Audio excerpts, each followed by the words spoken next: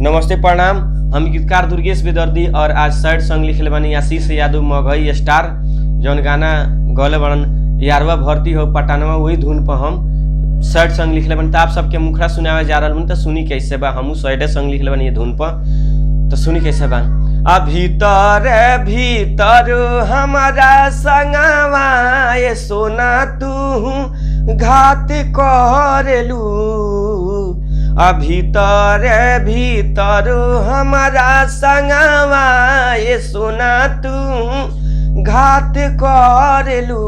हम जानतानी सब गोरी बतिया केहू औरी से भी बात करेलू। हम जानतानी सब गोरी बतिया केहू औरी से भी बात करेलू। जब बतावे नंबर बीजी तक पूछी ले त लाथ करेलू। हम जानतानी सब गोरी बतिया केहू औरी से भी बात करेलू। हम जानतानी सब गोरी बतिया केहू औरी से भी बात करेलू।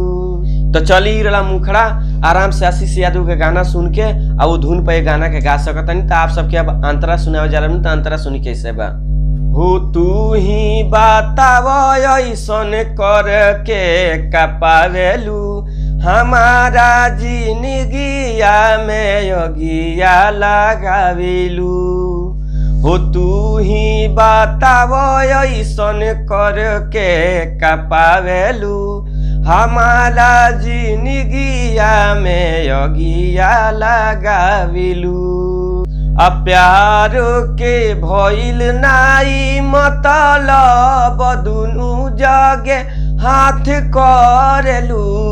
हम जानतानी सब गोरी बतिया केहू औरी से भी बात करेलू। हम जानतानी सब गोरी बतिया केहू औरी से भी बात करेलू।